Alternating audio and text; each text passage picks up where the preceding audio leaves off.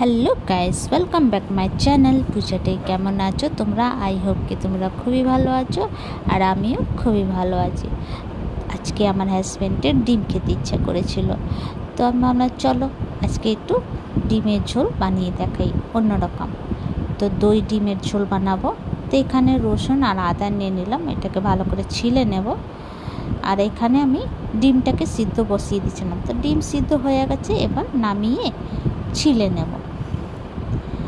তো এই যে ছিলা হয়ে গেছে, তারপর একটা মিক্সি জারের মধ্যে এই যে পেঁয়াজ, রসুন, আদা আর একটা শুকনো লঙ্কা পেস্ট করে নেব একটুখানি জল দিয়ে। তো এখানে পেস্ট হয়ে গেল, এটাকে আমি সাইডে রাখবো, একটা প্লেটের মধ্যে বার করে।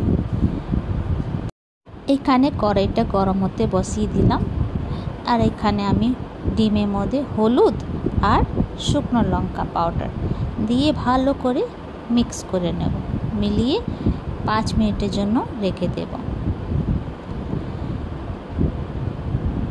আর কড়াইটা গরম হয়ে গেছিলো, দিয়ে দেব মাস্টার্ড অয়েল মানে সর্ষের তেল, আর এই যে ডিমটাকে দিয়ে ফ্রাই করে নেব।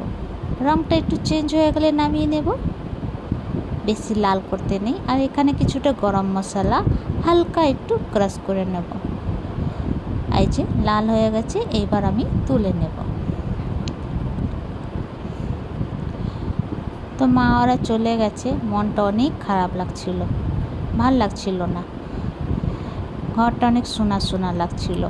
আর এখানে দেখো ওই তেলের মধ্যে আমি জিরে আর এই যে গরম মশলা যে কুটে রেখেছিলাম, গরম মশলা, তেজপাতা, শুকনো লঙ্কা আর ওই মশলাটা যে পিষে রেখেছিলাম মশলাটা, সঙ্গে হলুদ গুঁড়ো, লঙ্কা গুঁড়ো, জিরে পাউডার, ধনে পাউডার, নুন আর বড় চামচের 1 চামচ দই দিয়ে ভালো করে মিক্স করে নেব। ভালো করে মশলাটাকে ফ্রাই করতে আছে।